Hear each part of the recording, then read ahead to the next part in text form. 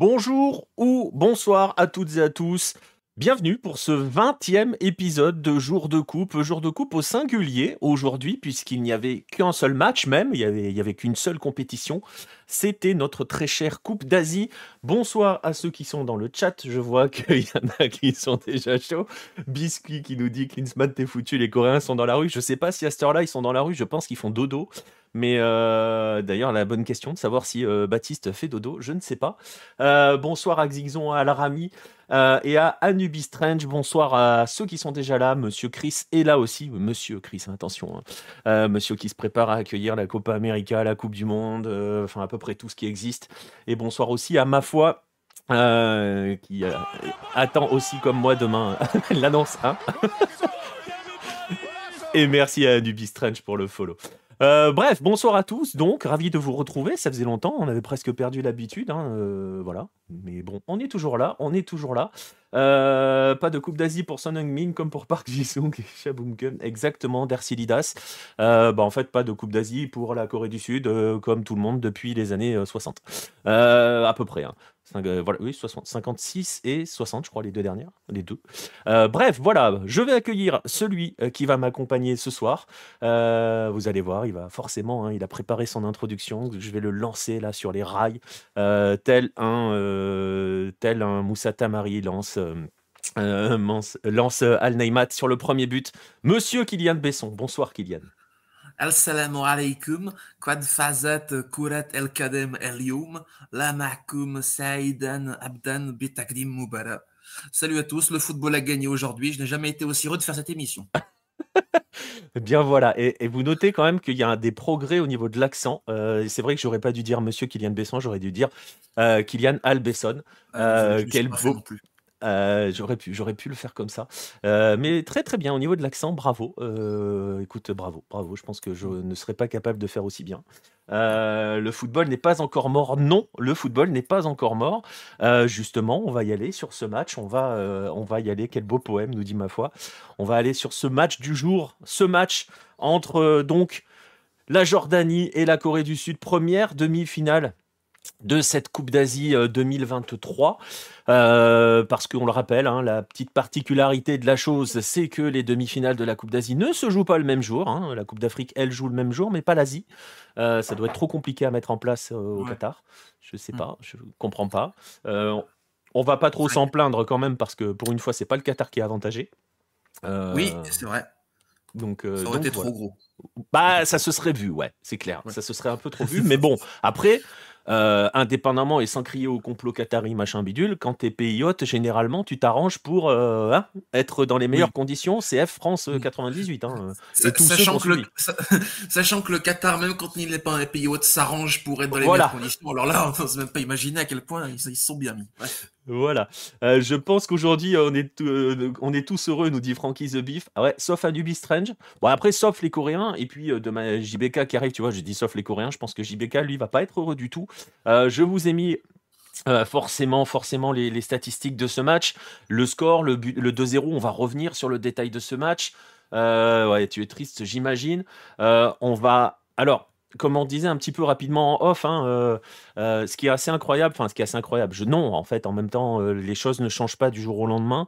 On est quand même toujours dans la même formule avec ces deux équipes. De manière générale, tout ce que l'on a dit sur les jours précédents, les matchs précédents s'applique encore aujourd'hui.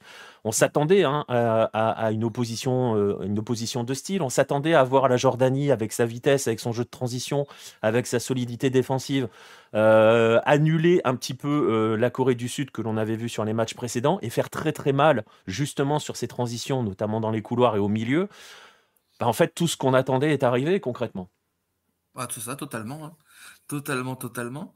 J'aimerais juste déjà parler un petit peu juste de la composition jordanienne, parce Ouais. que Ali Olwan, qui est un grand partisan aussi de la qualification, était absent, suspendu. Et c'était une vraie question d'ailleurs, hein, comment le remplacer parce qu'on avait insisté sur le trio Al-Tamari, Al-Neymat, Al-Olwan, Ali Olwan, pardon, qui sont très très complémentaires, similaires dans leur capacité à faire mal parce que ça va très très vite. C'était une vraie question d'ailleurs.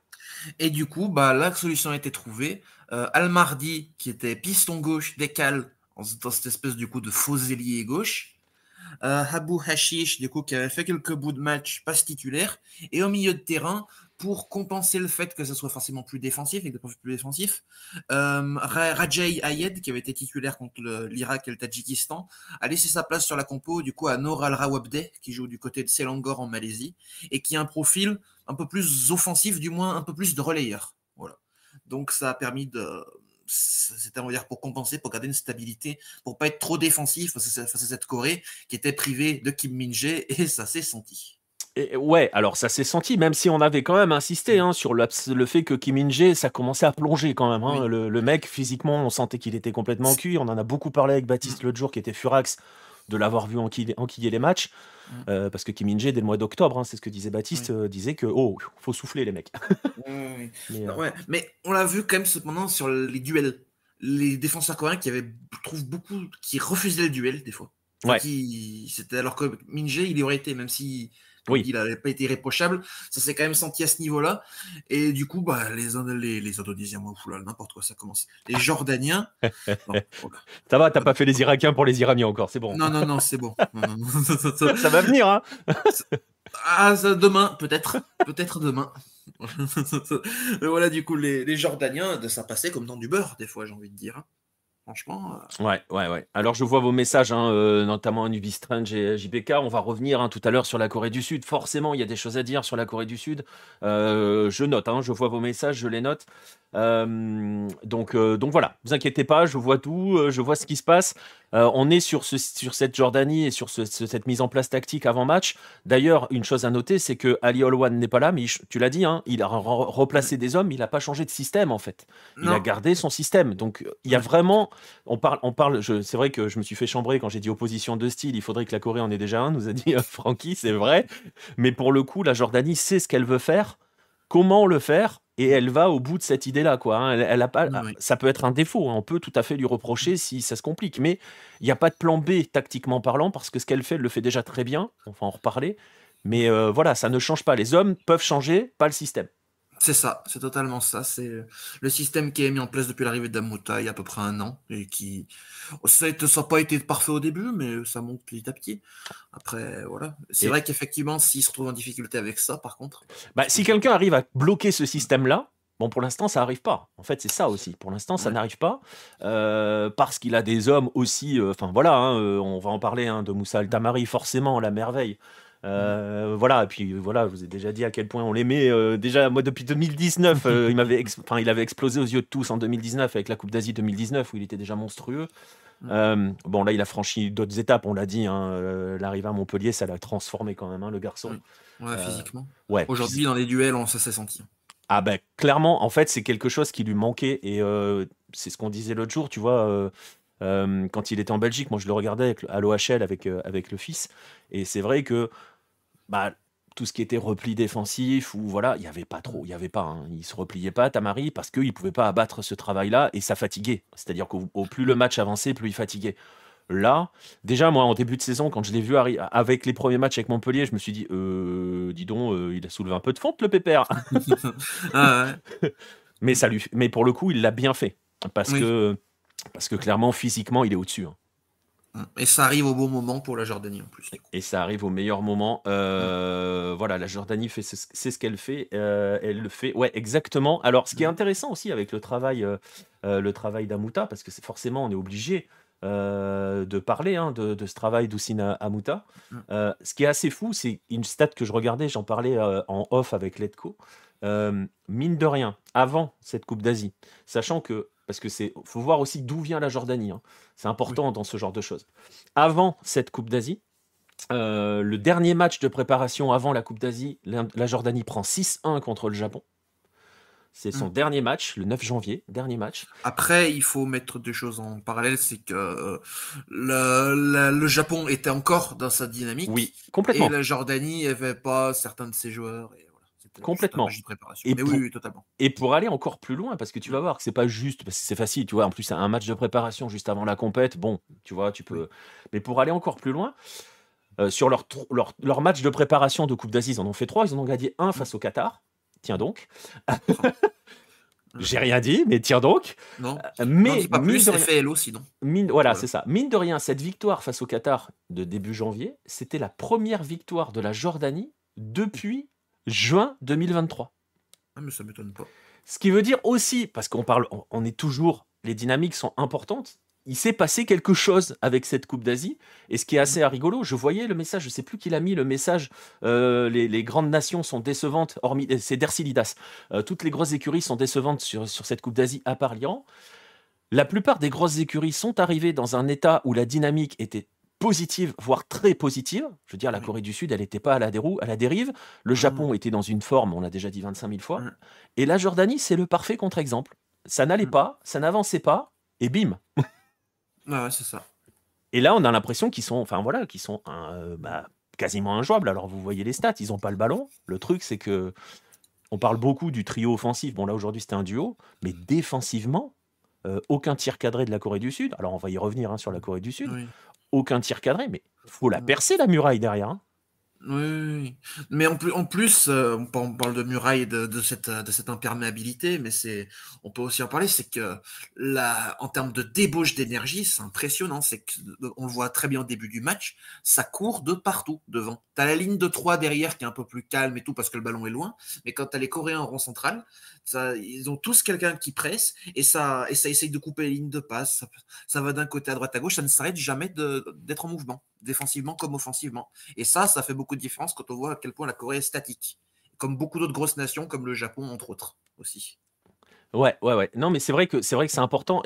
Alors, c'est aussi une des façons de souligner l'excellent travail d'Amouta et de son staff, Mm. c'est que ces joueurs, physiquement, ils sont là. Oui. Physiquement, ils sont présents. Il y a aussi la gestion de l'effectif. On rappelle que le dernier match de groupe face à Bahreïn, hein, Ouais. ils ont fait jouer l'équipe Z. Alors on a tous rigolé en disant bah, Bahreïn s'est bien fait avoir à ce moment-là, on se retrouve en premier.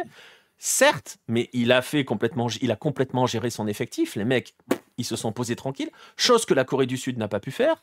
Et c'est aussi un des éléments. J'en profite pour remercier Osvaldo Hard pour le follow.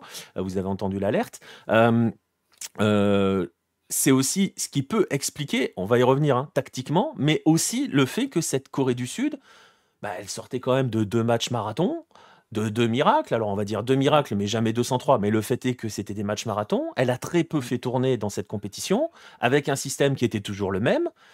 Ça joue aussi. Ah oui, c'est sûr. C'est sûr, c'est sûr. Et là, ça s'est senti, hein. Les Coréens, il y en a beaucoup qui étaient. Enfin, non, mais ça s'est senti à la fois physiquement, mais aussi dans les choix. Le nombre d'erreurs de passes qu'il y a en première mi-temps, côté coréen, et même en seconde, En seconde, il y en a une Oui, de vu que Cho les deux Gesung buts. en fin de match, là. Ah oui, mais de toute façon, les deux buts viennent de deux erreurs de ce genre Ah de oui. Corée. Mais même en première mi-temps, c'est impressionnant. T'as des milieux. Le match de Wang In-beom, je comprends pas comment il peut faire 90 minutes. Il a, il a enchaîné les boulettes. Je pense que Klinsmann est à l'école Moriyasu. Il Ah voit un oui, mec à la dérive, il le laisse. en se disant, il pourra faire mieux. En se Si disant, je, non, mais si- mentalement, faut qu'il puisse réagir. Faut que je lui laisse la possibilité de réagir. euh, Après, finalement, ça finit par marcher avec Moriyasu, avec Zion Suzuki. Là, malheureusement, c'est un peu compliqué. Voilà. Alors, pour le coup, la Corée du Sud, elle a pu s'appuyer sur un excellent gardien, Ah parce bah que oui. Cho Yonu a Mhm. encore fait le match qu'il fallait. Concrètement, Voilà. voilà. D'ailleurs, j'ai préparé un petit proverbe pour l'occasion qui m'a été soufflé par un grand ami qui est en arabe. Donc, je prends. Je, Prends ta respiration. il est dur à dire. Ouais, vas-y, vas-y. توافك مثل أضحاف أرجه الأمر يستحق الرفلة وفي مواقف سيارات الخاصة به Volvo. Un arrêt comme ça sur son terrain, ça vaut le vol, et sur son parking, ça vaut le vol. Oh mince. Non, mais c'est interdit, ça. C'est interdit parce que j'ai vu qu'il y avait Pierre Gerbeau dans le chat. Donc là, tu vas me le lancer. Voilà. Tu vas me le lancer. Et il y a le fils aussi qui est dans le chat. Et tu vas me le lancer sur des jeux de mots pourris quand même. Je suis là pour ça aussi, quelque part. Ouais, merci, super. Kylian, merci. On va saluer Rodolphe qui est dans le chat. Alors, justement, on va revenir sur ce match. C'était des matchs marathon en effet, mais elle avait les mêmes faiblesses lors de ces matchs marathon et déjà en groupe, nous dit Dercilidas pour la Corée du Sud. Effectivement, évidemment. Il a fait beaucoup de surf, Clancy, à Huntington Beach. Oui, ça lui a servi à surfer, je ne sais pas sur quoi. Peut-être une erreur de placement un peu sur le but d'Altamari, sinon gros match. Ouais, erreur de placement sur le but d'Altamari. On va y revenir sur le but d'Altamari tout à l'heure parce que il y a peut-être quelques erreurs éventuellement, je sais pas. Le fait est surtout que il y a une conduite très Léo Messi d'Altamari. Tu peux pas lui prendre la balle. C'est ce que j'ai dit à Baptiste. En fait, l'erreur des Coréens, c'est de pas l'avoir fauché. Oui. Et je pense que les deux Coréens qui lui courent après et qui arrivent dès qu'il arrive à 25 mètres, il faut lui mettre une boîte. Je suis Il l'avait fait en désolé, première mi-temps. c'est l'école argentine qui parle, mais il y a un moment, il faut lui mettre une boîte. Non, mais t'as raison, il l'avait fait en première mi-temps en plus pour le stopper. Oui. Je sais plus qui c'était. Mais, bref. Mais ouais, ils avaient fait ça. Et par contre, oui, je vois que ça parle des latéraux aussi. À un moment, pareil, en première mi-temps, t'as Altamari qui perce plein axe, qui essaye de décaler Al-Naïmat. Il y a personne, enfin, ils n'arrivent pas à le trouver, ça rebondit sur le Coréen. Ça arrive sur Al-Mardi. Il est excentré à gauche, enfin, pas tant que ça, mais un peu quand même. Il n'y a personne. Le latéral, il n'est pas là. Sachant qu'on ne les a pas vus attaquer non plus, encore une fois, comme pendant les phases de poule, où sont les latéraux coréens. Mais alors pour dire les choses très clairement, c'est des points qu'on avait déjà soulignés, des problèmes de cette Corée du Sud, les hommes de couloir, les latéraux, qui s'auto-détruisent s'ils passent la ligne médiane, mais qui se font systématiquement prendre dans leur dos, ou qui laissent systématiquement des espaces. Et jusqu'ici, c'est ce qu'on disait sur les matchs d'avant, Kim Min-jae bouchait tous les trous. Sauf que Kim Min-jae, bon déjà là il n'était pas là, mais même s'il avait été là, on a vu sur les derniers matchs, il n'en pouvait plus, Kim Min-jae. Il était fatigué. Mais c'est vrai que là, c'était encore Kim Tae-wan d'un côté et Sol Yong-woo de l'autre. Bah, c'est toujours les mêmes problèmes en fait. Ouais, c'est ça. C'est toujours les mêmes problèmes. Et pareil, alors on a abordé l'aspect tactique de la Jordanie, on va aller sur le match après, on va juste aborder l'aspect tactique de la Corée du Sud. Il n'a pas changé son système non plus. Une fois de plus. C'est-à-dire que Son Heung-min, pour lui, c'est un avant-centre qui doit rester seul en pointe. Bien joué. Surtout quand tu as en face Yazan Al-Arad qui mange tout ce qui passe dans sa zone. Il a fin de ses matchs, si on en parlera. Oh la vache. Et puis, là, le monsieur, franchement, t'as pas envie d'être attaquant face à lui. Ah, c'est Sergio Ramos. Ah ouais, vraiment. C'est pas compliqué, c'est Sergio Ramos. Donc voilà, donc Son Heung-min devient avant-centre. Lee Kang-in est complètement enfermé sur son aile droite. Donc, tu le prends à deux, c'est fini. Wang Hee-chan, on l'a beaucoup moins vu aujourd'hui. Et en fait, toujours cette espèce de double pivot, de deux milieux défensifs. Ça n'a jamais marché dans cette compétition. Ça n'a, une fois de plus, pas marché. Et je ne sais pas si tu as fait attention à ça, mais en deuxième mi-temps, c'était encore plus criant, je trouve, qu'en première mi-temps. Cette équipe est coupée complètement en deux. Elle était sur deux lignes. Totalement. J'allais t'en parler juste après. Voilà, totalement. Et ben voilà. Incroyable. Incroyable. Ouais, totalement. Et puis, j'avais envie de faire une petite dédicace juste aux commentateurs en première mi-temps qui se demandaient pourquoi la Corée avait autant de mal et qui ont dit c'est la pression et les attentes avant tout. Oui. Ça doit être ça. Ah oui, mais oui, à chaque match. Oui, voilà. Mais bon, oui. Le premier but jordanien, je l'adore. Les Coréens gardent le ballon pendant 10 minutes sans rien faire, puis les Jordaniens attendent l'erreur, elle vient et ça fait but. Oui, c'est vrai. Elle vient parce que Tamari sent encore bien le coup, une fois de plus. Donc voilà, les périodes les plus abouties de la Corée du Sud dans cette compétition sont les prolongations des matchs contre l'Arabie Saoudite et l'Australie après un temps réglementaire indigent. En fait, Dercilidas, je l'ai dit en rigolant sur Twitter, mais je le pensais véritablement. On sait que la Corée du Sud est dangereuse à partir de la 85e. Peut-être parce que les autres faiblissent physiquement aussi. Parce qu'on avait vu, par exemple, l'Australie, c'était pas forcément visible. Non, mais l'Arabie, c'était évident. L'Australie s'est suicidée. Mais l'Arabie Saoudite, c'était criant. Elle a reculé de 25 mètres, elle n'a fait que subir, et à la fin, ils ne pouvaient plus courir, les Saoudiens. Donc, totalement. Donc voilà, il y a un peu de ça. Mais voilà. Clincy, je vous l'avais dit, aux USA, les fans de soccer sont en train de rire à la gueule de Clincy. Bah ouais, non, mais voilà. Mais on l'a déjà dit l'autre jour sur Klinsmann. Alors attends, tiens. Puisqu'on m'a lancé sur Klinsmann.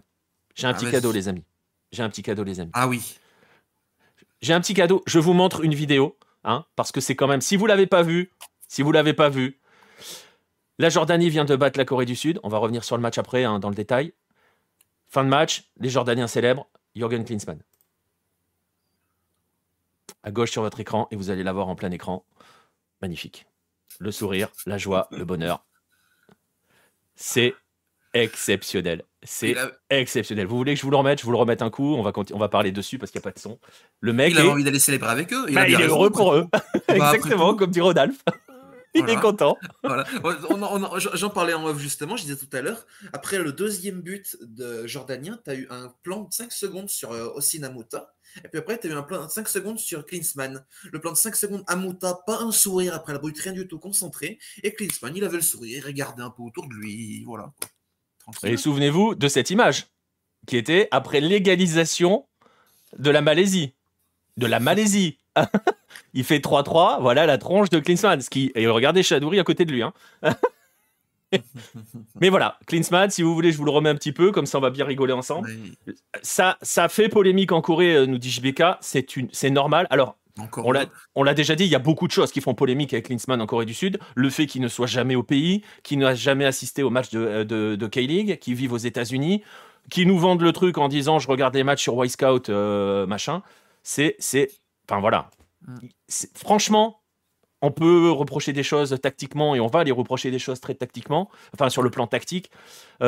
Baptiste l'a dit l'autre jour, c'est vrai que à l'opposé, on a la sensation quand même qu'il a ce groupe avec lui, que les joueurs sont avec lui. Tu vois, on peut pas, pour le coup, son groupe est Oui. avec lui. Mais ça franchement, c'est scandaleux. Alors, comme on en parlait en off, hein, Kylian, euh, forcément, on va pas lui demander de s'immoler par le feu parce qu'il a perdu, mais Non, un peu de il respect, y a un quoi. juste milieu. Voilà. Un juste milieu à avoir. Mais bon. La lecture corporelle, c'est important quand même. Mm. Non, mais là, tu peux pas faire plus pour avoir l'impression de rien avoir rien avoir à foutre, quand même. C'est assez affligeant. Alors, je sais pas justement comment la Fédé va le prendre. Alors, on nous avait posé la question, et Baptiste savait pas l'autre jour, et on n'a pas l'info. De toute façon, t'as pas l'info en Corée du Sud. Hein. On est sur des pays où vous n'avez pas les infos. Hein. On vous a déjà expliqué. C'est même pire qu'au Japon. Hein. Donc, Ah oui, la Corée, c'est pire qu'au Japon. c'est pire qu'au Japon. Et pour vous donner une idée, on en parle souvent avec la K-League parce qu'il y a beaucoup de gens qui viennent nous le demander, notamment, on va le dire, hein, des joueurs rares qui demandent des choses. Mais par rapport aux compos probables des équipes, aux blessures, aux machins, pour les blessures, on n'a jamais aucune info. Et les seules infos qu'on peut en voir, c'est au moment des conférences de presse. Et en K-League, les conférences de presse, c'est le jour du match. Donc, donc les infos, on n'en a jamais.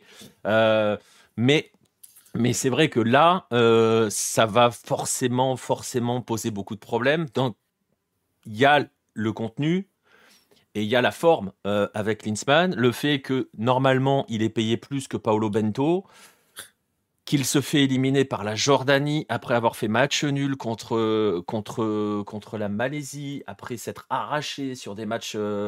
Voilà. Sa seule. Enfin, il a battu l'Australie. Ils ont battu l'Australie en prolongation. Prolongation. Mais la seule victoire dans cette coupe, c'est la seule chose qu'on va retenir, c'est que dans les 90 minutes dans cette compétition, ils n'ont battu qu'une équipe, c'est Bahreïn. Oui.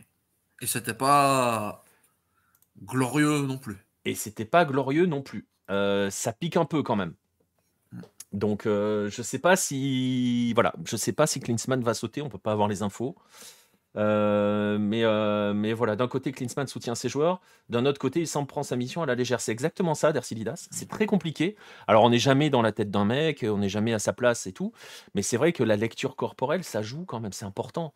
Donc, voilà.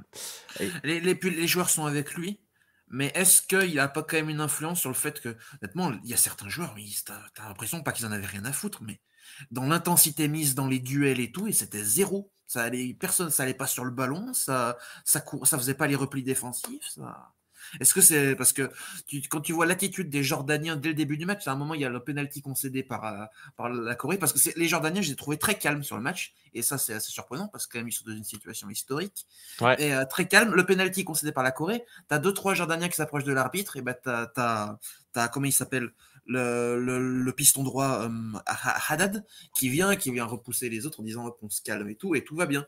La Corée, j'ai senti non seulement tendue, et enfin certains joueurs tendus et d'autres qui n'en avaient rien à faire. Donc Bah, c'est vrai qu'il n'y avait pas de. Je suis d'accord avec toi sur la notion, on n'avait pas la sensation qu'il y avait une volonté de révolte. Alors, non. il y a.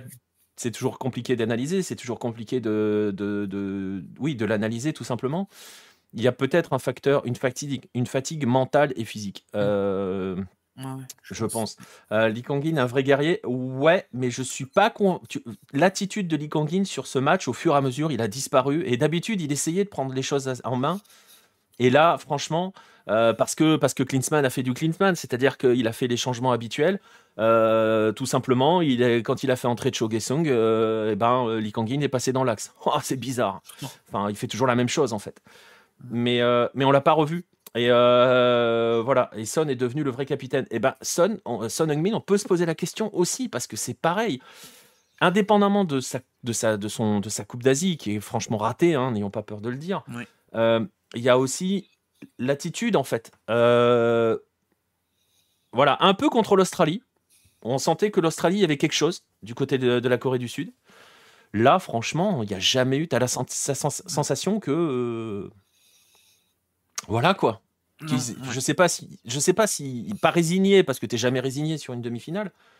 Mais ce que fait. Tu vois, ce que dit JBK contre l'Australie, Son Heung-min a pris ses responsabilités. Là, personne ne les a prises en fait. Non, totalement. Personne ne les a prises et jusqu'à la fin. À la fin du match, bah, t'as eu. La Jordanie a quand même aussi pas mal reculé parce qu'à 2-0, c'était plié. Et même là, cette fois-ci, la Corée n'a même pas réussi à marquer. Ouais, c'est Tu ça. sentais qu'ils pouvaient attaquer pendant des heures sans jamais Ah marquer. bah, cette statistique, elle est quand même d'une violence inouïe. Alors, il y a un poteau en première mi-temps. Première mi-temps, je crois, le poteau. Ouais, Lee Jae-sung. Mais elle est d'une violence inouïe, cette statistique. Mais demi-finale de Coupe d'Asie, la Corée du Sud face à la Jordanie, aucun tir cadré. Mais aucun tir cadré. Un truc de fou. C'est inimaginable, en fait, avant le match. Indépendamment de... Voilà, enfin, tu te dis, c'est pas possible. C'est pas possible de ne pas cadrer un tir. 70% de possession quasiment, aucun tir cadré. Et il n'y a que 7 petits tirs, 7 malheureux tirs dans le match. Donc c'est d'une violence inouïe. Et je pense que C'est c'est comme le surtout à cause de Japon. ça qu'il va Pardon. pas pouvoir rester, Klinsmann, je pense. Ouais. Mais comme le Japon, j'ai l'impression que s'ils sont pas à 5 mètres du but, ils n'ont pas le droit de frapper. Ce qui d'habitude n'est pas le cas des Coréens. Bah non. Mais ce qui a été le cas sur cette Coupe d'Asie aussi. Alors Salibos21 qui nous demande s'il y a un joueur à sauver côté coréen sur ce match. Shoyonu. Ouais, Shoyunu. Le seul. Pour le coup, vraiment, vraiment le seul. Tu sais, sur ça, en début de la Coupe d'Asie, il y avait quand même des joueurs comme Lee Kangin. Des fois, il a sorti ses bons matchs quand même aussi. Là, vraiment, personne n'a à ressortir. C'est ça. Alors il y a toujours je pense que, enfin, je sais que Baptiste a insulté des mères. Hein. Et le double pivot de milieu défensif n'a aucun intérêt. Surtout quand, en fait, c'est le problème de l'histoire, c'est ce qu'on avait déjà dit l'autre jour. Le problème dans cette histoire, c'est que la Corée du Sud, elle a le ballon. Donc elle n'a pas besoin d'avoir 2 milieux défensifs collés à la défense. C'est pas possible. Surtout qu'en plus, il le sait. Oui. Klinsmann, la Corée, c'est pas une équipe de possession, c'est une équipe de transition. Je comprends pas, mais il a gardé ce système du début à la fin, quel que soit l'adversaire. Le mec, il a joué, parce que c'est ça aussi, à part l'Arabie Saoudite et l'Australie, donc en huitième et en quart, et c'est pas injurieux de le dire, il n'a pas joué une seule autre grande équipe. Sa phase de groupe, il joue que des petites équipes. Mais ce qui est encore plus fou, c'est que même les grosses équipes qu'il a affrontées, c'est des équipes qui sont en transition. Surtout l'Arabie. Donc, tu as littéralement que des équipes. Enfin, ton double pivot, il est efficace contre aucune équipe que tu joues. Aucune. C'est quand même incroyable. Aucune. Et c'est là le problème aussi. Et c'est là aussi le problème, peut-être un problème d'attitude de manière générale. Il y a Chris qui nous dit que Klinsmann, ça marcherait pas mal avec le Canada, les vols d'avion sont plus courts. J'avais vu passer le message, c'est ce que dit Gringo, quand tu es sélectionneur d'un pays, tu te dois d'aller vivre dans le pays, regarder le championnat 24 pour tirer les joueurs locaux. Oui, écoute, voilà, c'est comme ça. Il y a où sont les joueurs d'Ulsan enfin voilà, c'est compliqué. Mais c'est des choix. Après, il est en demi-finale hein, quand même. Mais bon, mais c'est pas possible. Et par rapport à l'attitude que je disais, par rapport à tout ce qu'il y a, la forme et le fond, là, quand on attaque le fond, c'est-à-dire qu'il a pris un système dès le départ. Premier match, c'est compliqué. Deuxième match, ça marche pas. Troisième match, il le garde, ça marche toujours pas. Les matchs suivants, ça marche jamais. En fait, ça ne marche jamais et il change pas. Et il change pas. C'est incroyable quand même de se maintenir. Enfin, je sais pas s'il est dans le déni ou en fait, je pense qu'il analyse pas ses matchs. C'est pas possible. Non, moi je pense plutôt que flemme de travailler autre chose et que de toute façon, comme sur un coup de chance, ça passe. Voilà. Il a misé sur le miracle. C'est terrible quand même. Ouais. C'est ça, sur un malentendu, comme dit Rodolphe. Ouais. Paek Sang-ho, ça aurait fait du bien à cette équipe en parlant de tir de loin. Oui. Bah, en fait, ce qui aurait fait du bien aussi, c'est franchement, c'était d'aller mettre Son Heung-min sur un côté, Wang Hee-chan de l'autre, on l'avait dit, un avant-centre devant, parce que c'est pareil. Hein. Alors là, pour le coup, en plus, aujourd'hui, ils n'ont pas trop fait. On n'a pas la statistique du nombre de centres, je pense qu'ils n'ont pas tant centré que ça aujourd'hui. Non, parce qu'avant, ils n'ont rien fait du tout pendant 80 minutes. C'est ça. Voilà. Parce que d'habitude, ils jouent que là-dessus.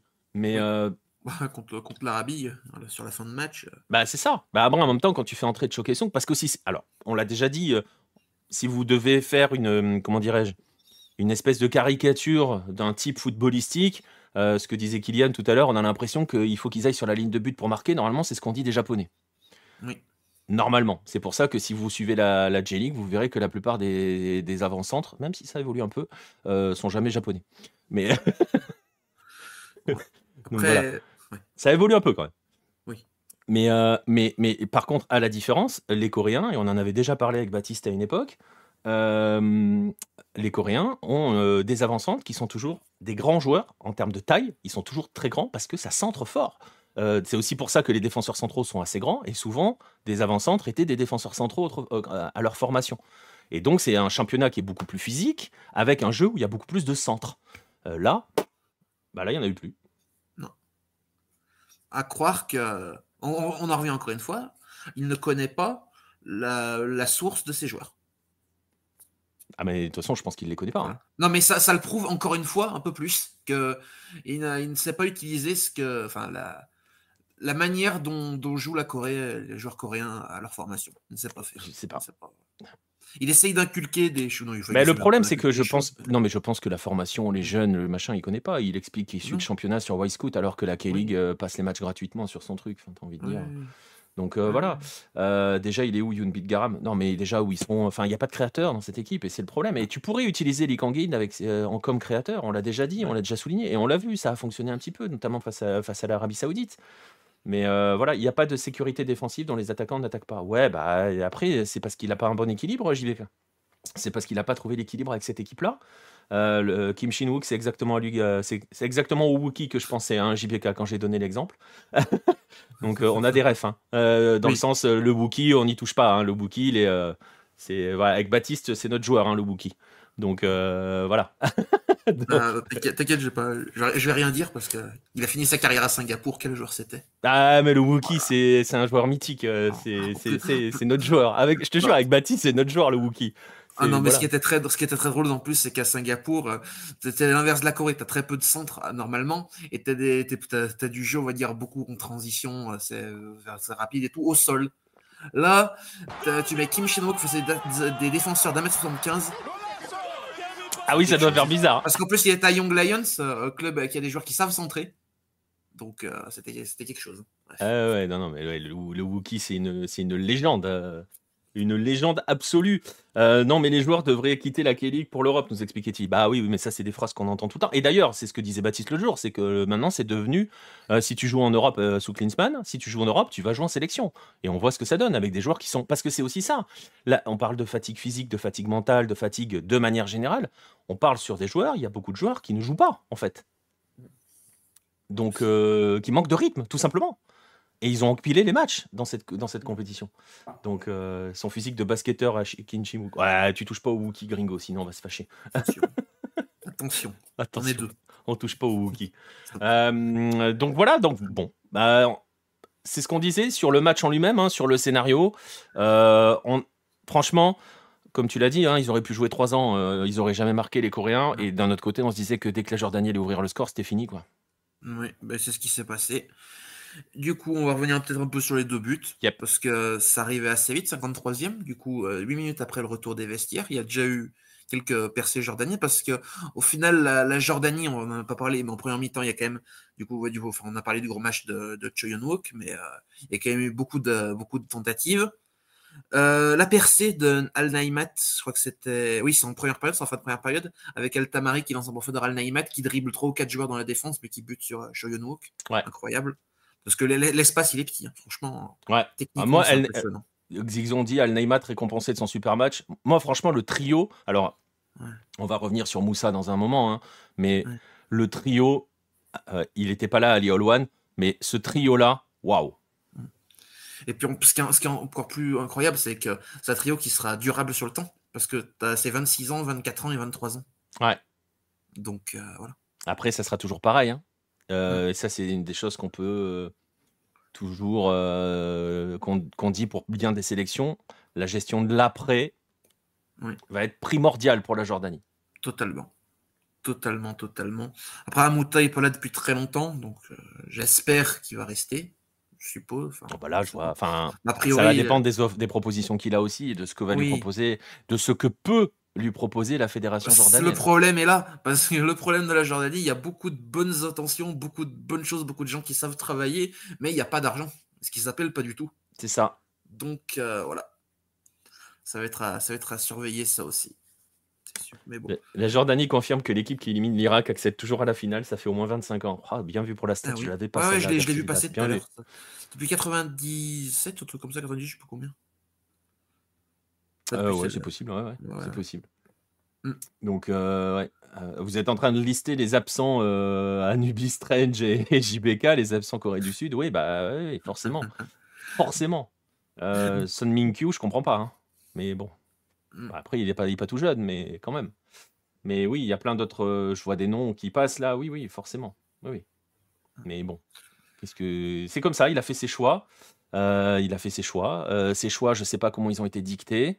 Je sais pas. Non, c'est pas Younous Moussa, Chris. C'est Moussa Tamari, le GOAT. Toujours là. Mais non, mais voilà. Et d'ailleurs, il est impliqué sur les 2 buts, hein, Moussa Tamari. Ouais. On va en parler du coup. Eh ben, vas-y. Avec le premier but, passe en retrait de Park Yong-go pour Kim Yong-won. Désolé pour la prononciation, j'ai pas fait coréen. Voilà. C'est pas grave, Baptiste n'est pas là, on peut les saccager. Voilà. De toute façon, même quand il est là, je les saccage, il dit rien. Donc, il est résigné. Ouais. Hein, tu sais, au bout d'un moment, quand tu sais que tu peux plus rien faire. Ouais, c'est pareil, moi, totalement. Enfin, bref, du coup, t'as Kim Jong-un qui voit le ballon arriver vers lui, qui l'attend tranquillement, sauf que, bah, évidemment, il y a le Tamari qui surgit, qui lui prend devant le pied, qui percute un peu, et qui attend pile le bon moment pour décaler Al-Naïmat. La passe est excellente parce que l'espace entre les deux défenseurs est pas très très grand. Ça arrive dans les pieds d'Al-Naïmat, sans contrôle, hop, frappe direct, enfin lob direct au-dessus de Cho Yeon-woo qui Ouais, était parce que avancé. la petite conclusion avec cette petite balle piquée là, tout en élégance, tout en finesse.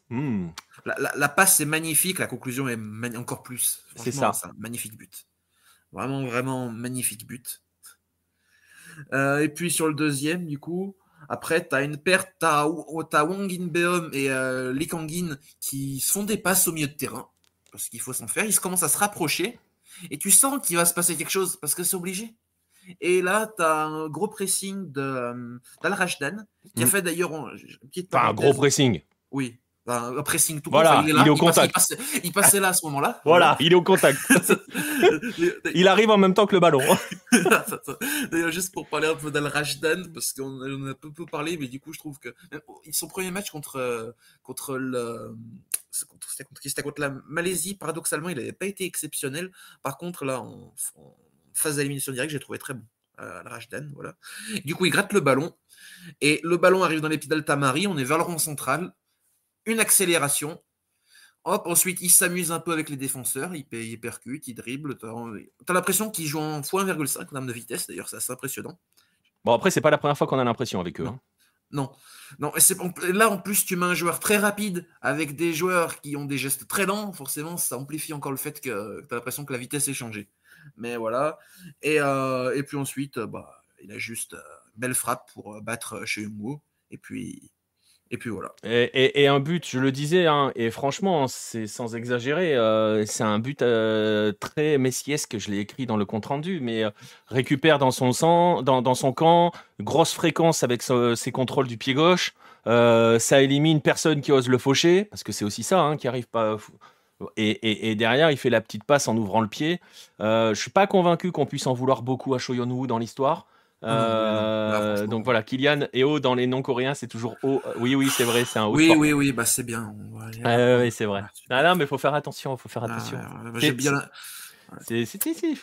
Messi met la même, Twitter s'enflamme. Ouais, mais c'est un but très Messi, hein, franchement. Ça veut pas dire que Tamari c'est Messi, mais c'est un but dans le profil. Donc voilà, c'est un but dans le profil à la Messi, très clairement.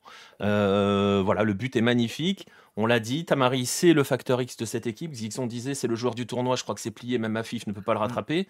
Le seul moyen pour Afif de ne pas le rattraper, c'est de ne pas aller en finale. Hein. Parce que je peux t'assurer que si Afif va en finale et que le Qatar gagne, c'est Afif le joueur du tournoi. Oui, c'est ça, parce que je disais, à moins qu'il offre la victoire en finale au Qatar, sinon c'est Al-Tamari. Ce qui est assez surprenant, qui aurait pensé avant que le joueur du tournoi serait Al-Tamari avant le début de cette compétition? Bah c'est ça, mais Qui aurait pensé que la Jordanie ferait un tel Oui, parcours? Mais oui, au-delà de ça, parce que ouais, non seulement la Jordanie a fait un parcours, mais il a été incroyable. Et puis pour le coup, on parlait de préparation physique, il fait 80 minutes à chaque match, Al Tamari. ouais. Et c'est marrant parce qu'il y avait cette petite inquiétude parce qu'il s'était tenu un peu la cuisse à la fin du dernier match où il était sorti Mm. juste à la fin, où tout le monde se disait, ouh, attention, peut-être que Tamari, ça commence à coincer. Enfin, Bon. et puis c'est pareil. Tu vois, on parlait tout à l'heure de l'implication, de la lecture corporelle et tout. En toute fin de match, il perd un ballon bêtement. Ouais. Il se met au contre-pressing de suite. Il y a 2-0, 95e minute. T'as envie de lui dire, c'est pas grave, n'y va pas, quoi. Non, mais ouais. Ouais. Enfin, en tout cas, puis pour le coup, c'est qu'il court partout. Donc, franchement, après, c'est la caractéristique aussi de ce trio avec All-One, aujourd'hui Al-Mardi et puis Al-Naïmat, c'est que ça permute beaucoup. Donc tout le monde court, tout le monde va dans tous les sens. Ça déstabilise un peu la défense parfois et ça n'hésite pas à aller chercher les ballons bas. Et ça, c'est important aussi. Et les joueurs compensent bien les positions des autres. Le bloc Ouais. reste un bloc organisé. On le disait tout à l'heure sur tactiquement la Corée du Sud, plus ça avançait, plus c'était sur 2 lignes.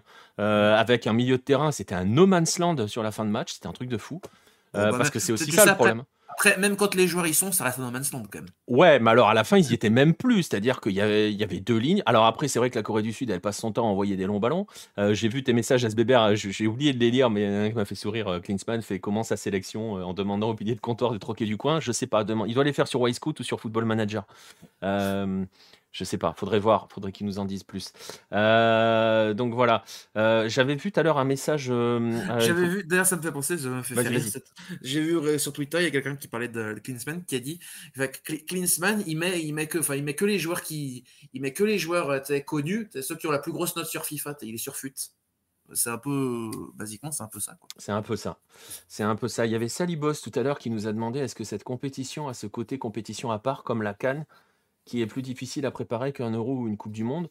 Bah après c'est l'équivalent, donc ça se Mm. prépare de la même manière. Après il y a alors pour certaines sélections, il y a et c'est ce qu'on disait beaucoup pour le Japon, c'est peut-être ce qu'on peut dire pour la Corée du Sud, j'en sais rien, c'est difficile à dire. Il y a l'approche mentale qui est différente parce que c'est des compétitions qu'ils abordent en étant favoris. Oui. Surtout le Japon qui était ultra favori quand même de cette compétition et on a vu que ça a éclaté dans les têtes. La Corée du Sud, elle, on l'a dit tout à l'heure, son dernier titre c'est 1960. Elle n'a jamais rien gagné depuis, hein. Donc ça commence à tirer quand même. Je pense que, enfin voilà, vous avez vite fait le calcul, hein. Mm. Donc voilà, Amuta c'est un coach qui sait bien y faire avec les jeunes surtout. Ouais, enfin il sait y faire aussi avec les grands là, hein. Donc il a bien préparé son système. Il y a Anubis Tranch qui est prêt, qui est dans l'impatience de voir la K-League revenir. Ça revient. C'est début mars, hein, je crois. La K-League. Je suis toujours C'est pas paumé moi dans qui les vais t'aider sur calendriers. ça. C'est Hein? pas moi qui vais t'aider. C'est pas moi qui vais t'aider sur ça. Ouais, Pour le c'est coup, Baptiste, mais il n'est pas là. Début mars, je crois. Mais bon, Baptiste est en train de se préparer à accueillir mi-mars, ouais, c'est possible. C'est toujours aux alentours du mois de mars, mais je sais plus quand exactement. Euh, c'est quand la J-League? Ça reprend quand la J-League? fin février, la J-League. C'est dernière semaine de février, non? Ah, sûrement. J'ai même pas la date en tête, mais sûrement. Donc, Ça reprend un peu plus tôt, la J-League. ouais, je crois que c'est ce que j'allais dire. Il me semble que c'est Ouais. 1 ou 2 semaines avant. Oui, Donc oui, c'est c'est pour bien. ça. Ouais. Mais bon, j'allais dire la Conca Champions. Ils ont la Champions League, certains Coréens à jouer. Ah, super. C'est une belle compétition à jouer où tu la joues à fond à chaque fois en plus. Vraiment, c'est super. Ouais, 1er mars peut-être Anubis. Je t'avoue, j'avoue, je sais pas. En plus, bah, le souci d'être avec Hello, c'est que tu suis 75 milliards de championnats, tu sais jamais quand les choses reprennent en fait. Enfin, si, mais enfin, c'est difficile. On va dire que c'est difficile. Attends, je regarde. Ça reprend exactement, oui, tu as raison, ça reprend même le 1er mars. Ulsan jouera contre Pohang au premier match. Voilà, vous avez l'info. J-League, c'est 23 février, donc c'est ça, c'est une semaine d'écart. C'est toujours comme ça. Baptiste est en train de finir d'insulter l'arbre généalogique de Clincy, c'est possible. Non, mais là, il fait dodo à cette heure-là.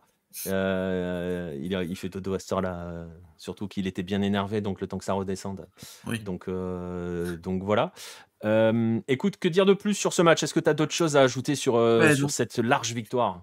pour une fois, j'ai plus rien à ajouter parce que voilà, quoi, on a tout dit et puis globalement, on s'est répété par rapport aux émissions précédentes, quoi.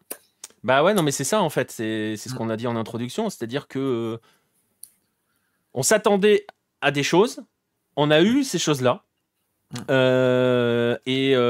Alors, tant mieux pour la Jordanie parce qu'elle a fait ce qu'elle a fait depuis le début du tournoi et c'est j'imagine ton état, hein, JBK, mais je m'associe entre guillemets à cette tristesse parce que c'est vrai qu'en tant que suiveur, on se dit que la Jordanie puisse battre la Corée du Sud, c'est pas le problème, c'est la manière en fait. On n'a rien vu de cette Corée du Sud. Je sais plus qui parlait tout à l'heure de pour les amateurs de championnat d'Extrême-Orient, ça aurait été une sacrée purge cette Coupe d'Asie. C'est Asbeber qui disait ça. En fait, c'est les grands n'ont pas joué leur rôle en fait. Les locomotives n'ont pas joué leur rôle. À part une. Oui. Et regardez-moi cette transition de l'espace. Voilà. Parce que là, on est passé aujourd'hui d'un match où tout était ultra prévisible à un match où absolument rien n'est prévisible. C'est ça. Et ce match, c'est le match de demain. Je vais vous afficher le tableau. Est-ce qu'il est affiché? Est-ce que je l'ai le tableau? Non, je l'ai pas, donc je peux pas vous afficher le tableau. Donc je vous l'affiche pas, hein, voilà.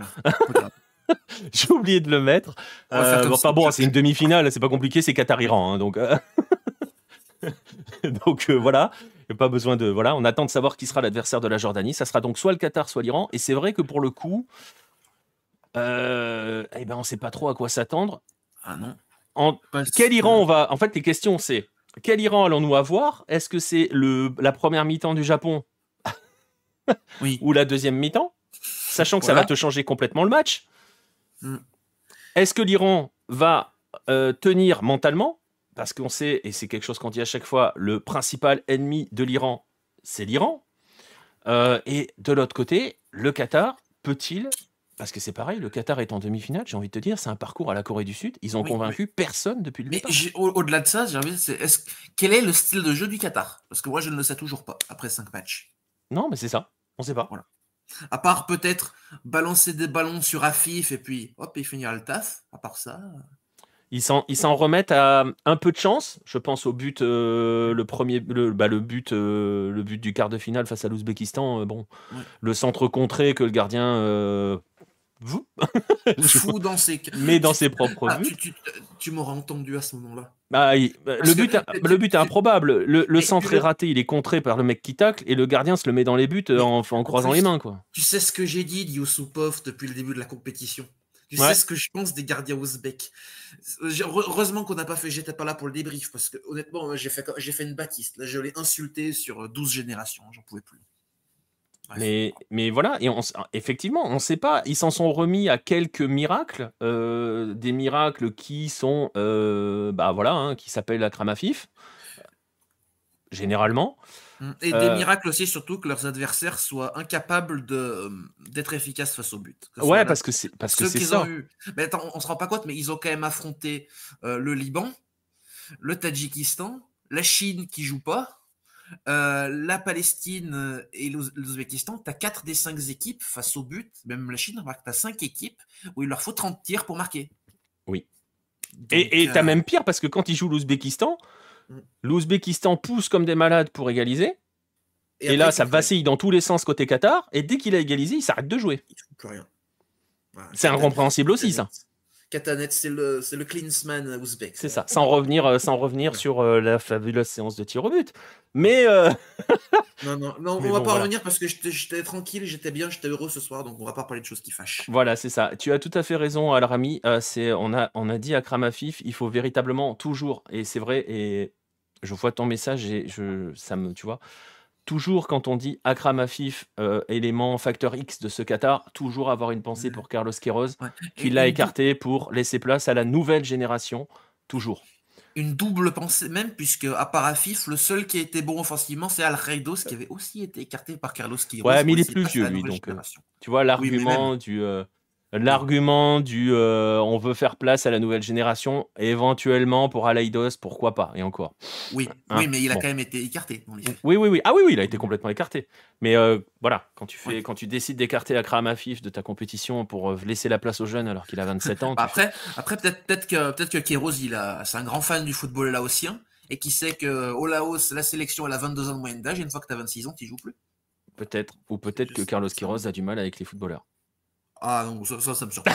On demandera à Pierre qui est dans le chat. Ça serait surprenant, ça. Donc voilà, le Qatar en demi, c'est une anomalie footballistique. Non, c'est une incompréhension totale, mais on l'a plus ou moins dit, c'est qu'ils ont eu la chance pour l'instant jusqu'ici, parce que leurs adversaires les ont quand même bien aidés en se tirant une balle dans le pied, concrètement, très souvent. Il n'y a pas de match pour la 3e place en Coupe d'Asie à Asbeber. De toute façon... quel dommage. Quel dommage, on aurait raté potentiellement un Qatar-Corée. Non, mais c'est ça. Puis en plus, on en a parlé l'autre jour avec Farouk parce qu'il y en a un à la CAN. Très franchement, les matchs pour la 3e place dans ce type de compétition, il n'y a pas de médaille de bronze, quoi. Non. Dire pour les JO, je dis pas parce qu'il y a une médaille, donc il y a un enjeu sur ce match. Mais tout ce qui est Coupe du Monde ou compétition continentale, un match pour la 3e place. Non. Voilà. Bref, voilà. Je pense que Queiroz a du mal avec le football lui-même.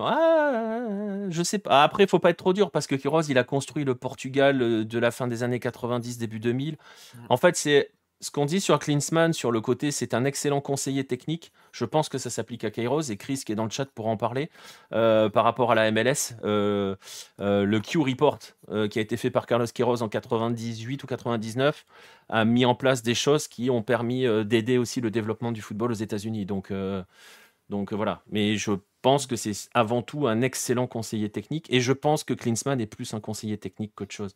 Ouais, c'est plus c'est ça, plus un mec des bureaux pour le dire comme ça aussi, dit Chris. Mais bon, c'est vrai que voilà, il faut pas qu'on oublie d'avoir ce réflexe quand même à chaque fois qu'on parle d'Akram Afif, envoyer la bise à Carlos Queiroz. Donc voilà, j'ai prononcé le nom de Queiroz, le chien du voisin a aboyé, nous dit Pierre. Voilà. Donc voilà, en tout cas, c'est la demi-finale de demain. On saura qui donc ira affronter la Jordanie. C'est incroyable quand même. Le match est à 16h, c'est gratuit, c'est sur YouTube, donc n'hésitez pas à le suivre. Franchement, ça vaut le détour. On l'a dit, le meilleur ennemi de l'Iran, c'est l'Iran. Parce que très franchement, on va pas se mentir, Kylian, si l'Iran nous fait un match au niveau de la 2e mi-temps face au Japon, le Qatar explose. Oui, mais si l'Iran nous fait un match au niveau de la 2e mi-temps face à la Syrie, on va au tir au but. Voilà. Enfin, à la loterie. Ah oui, la loterie. Désolé, Chris, je me suis relâché. Merci, Rafik93 pour le follow. Et qui c'est qui gagnerait la loterie entre les deux? Entre Iran et Qatar? Le Qatar, hein. Oh. À la loterie. À la loterie? Ça dépend. Hein. L'Iran, ça, à part Taremi et Ansarifard, c'est troc. Hein. Ouais, ça peut être compliqué. Que le Qatar, ça doit les bosser, les tirs au but, hein, vu que ça joue les tirs au but à chaque match. Faut bien. Ouais, c'est vrai, ça peut être compliqué. On verra. Ils ont voulu déplacer la demi finale... au Al Bayt Stadium, la délégation iranienne a refusé. Ah, j'avais pas vu ça. Ouais, j'ai vu. Une finale Jordanie-Qatar serait quand même quelque chose. Niveau improbabilité. À niveau improbabilité, parce qu'après c'est pareil, hein, on va pas, parce qu'on est en train de, entre guillemets, de tirer à vue sur le Qatar et tout, on a déjà dit, hein, par rapport au Qatar et tout ce qu'il en reste, très franchement, c'est quand même, alors ils ont un parcours qui est pas forcément le plus dur du monde, jusqu'ici, bien même pas le plus dur du monde, mais le Qatar en demi, c'est quand même réussi, hein, déjà leur pari, je pense qu'on peut dire qu'ils ont réussi leur compète, hein. En termes de résultats. Hein.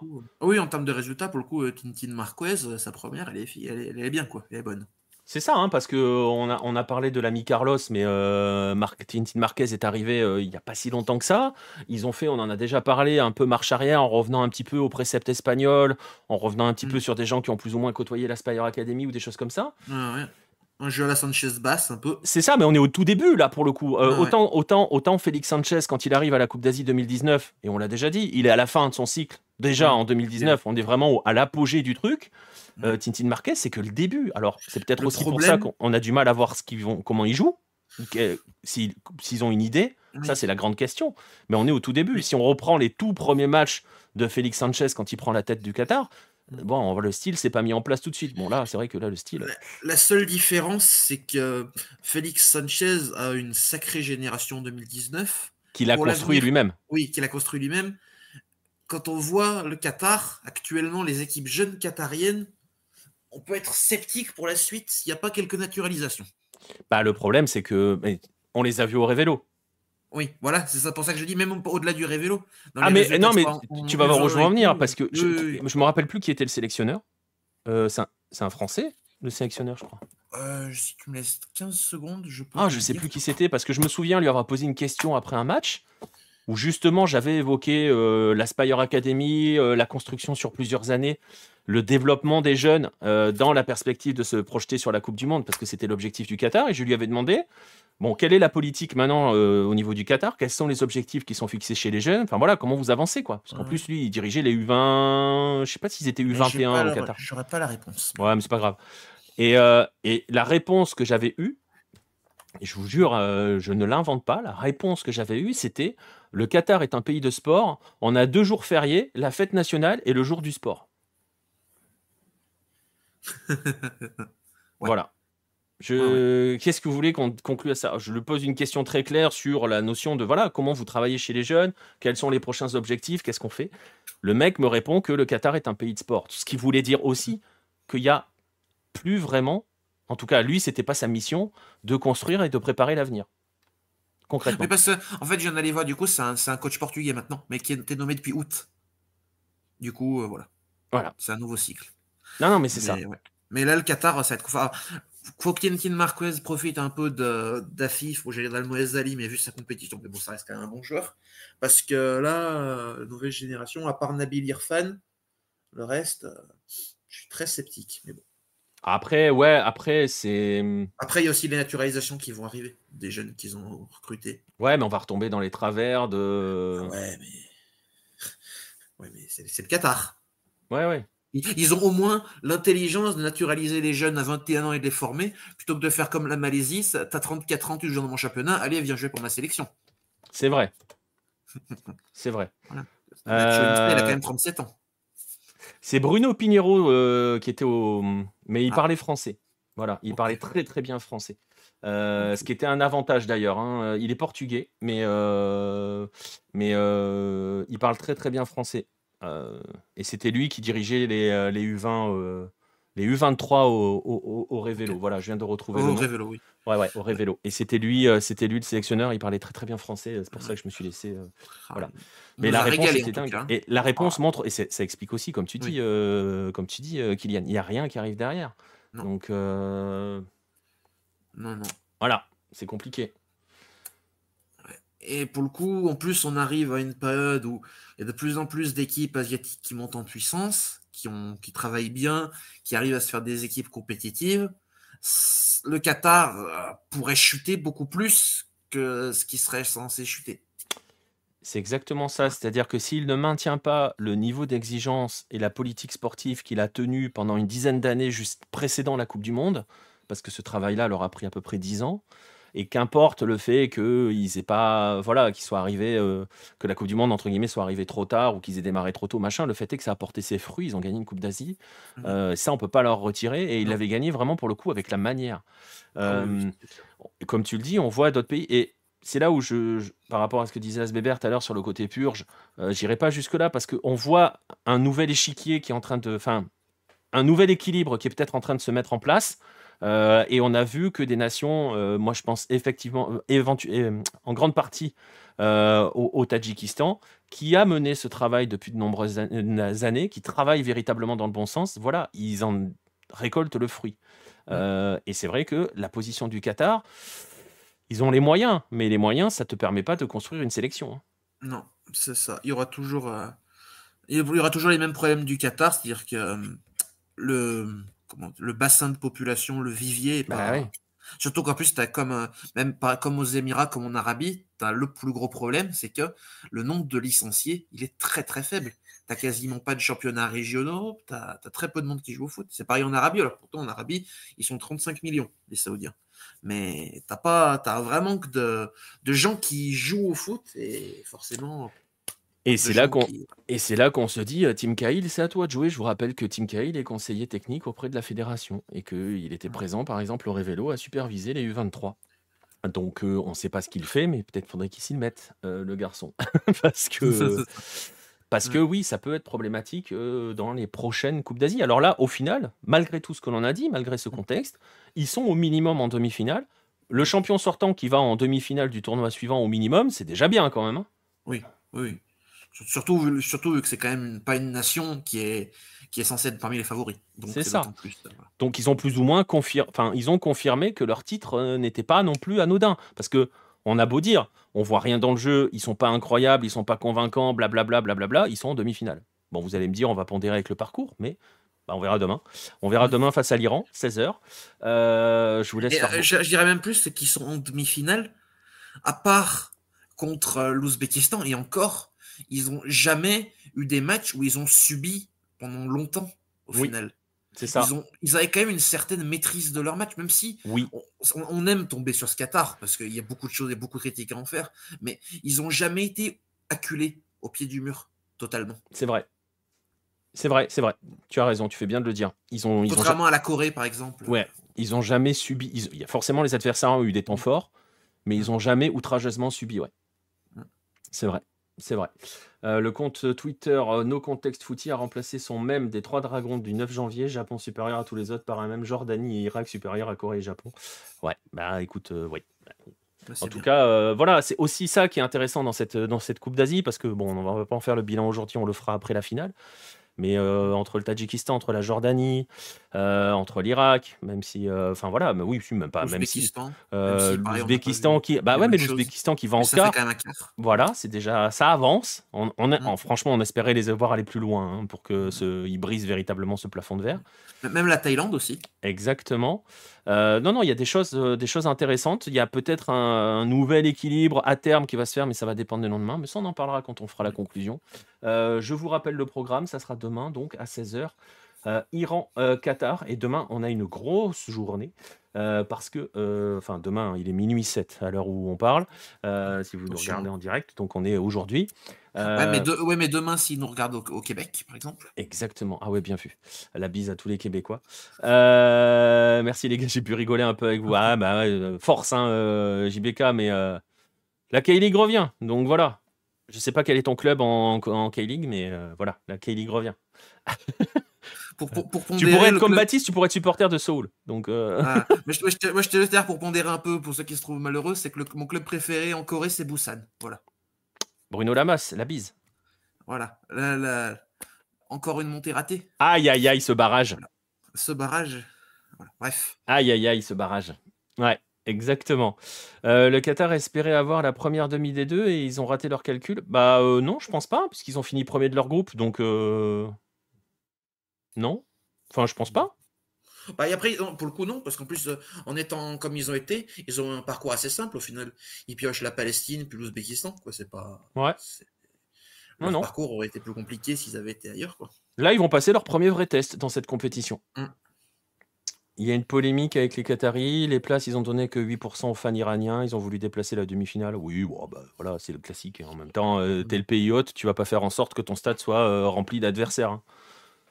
Bon, ça se fait partout. Hein. Donc voilà, bref, je vous disais 16h Iran-Qatar, et puis pas trop de chevauchement, ça va dépendre. Si on va à la loterie, ça va chevaucher.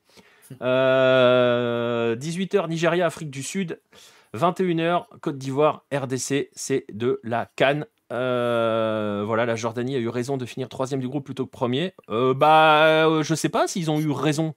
Au final, ouais, remarque si, parce qu'ils se seraient pris Japon et Iran. Donc, oui. Si, ils ont eu raison. Non, tu as raison. Oui, ils ont eu clairement raison.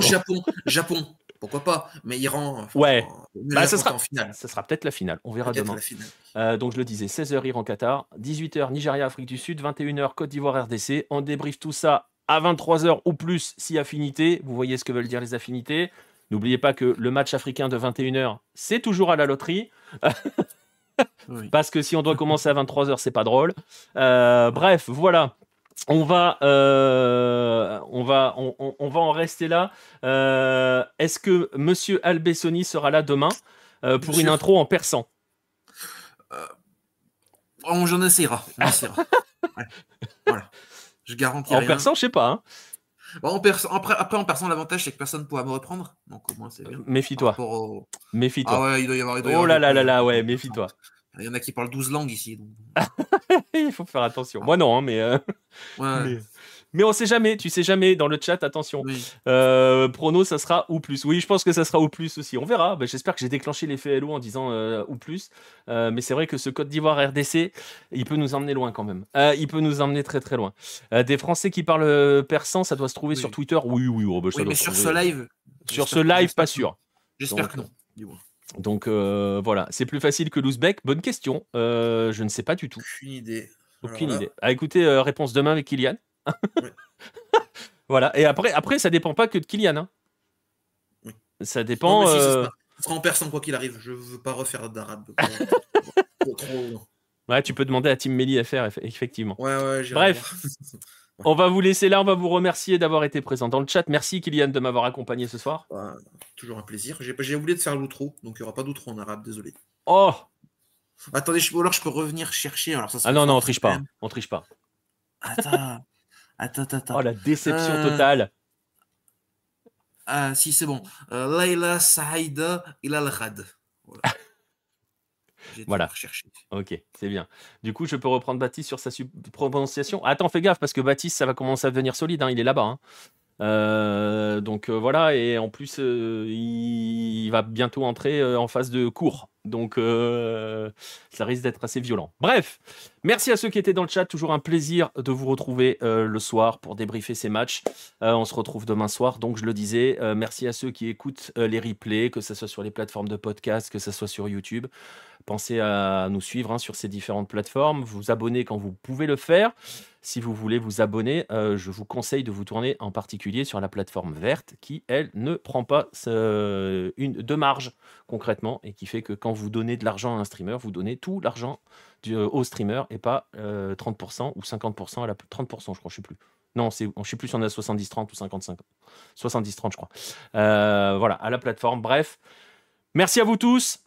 On se retrouve donc ce dimanche soir après le deuxième match de la deuxième demi-finale de Coupe d'Afrique.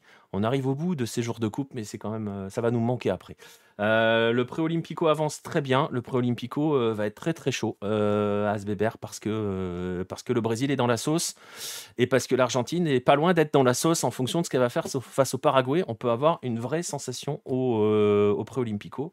Prochaine journée, je sais plus quand c'est, je crois que c'est demain. On verra si on peut faire un live, je verrai. Bref, allez, on y va. Bonne nuit si vous allez vous coucher, quand vous nous regardez en direct. Bon match si vous allez regarder du football, parce qu'il y en a cette nuit. Et puis à demain soir. Pour jour de coupe, demain, ça sera le 21e. À demain.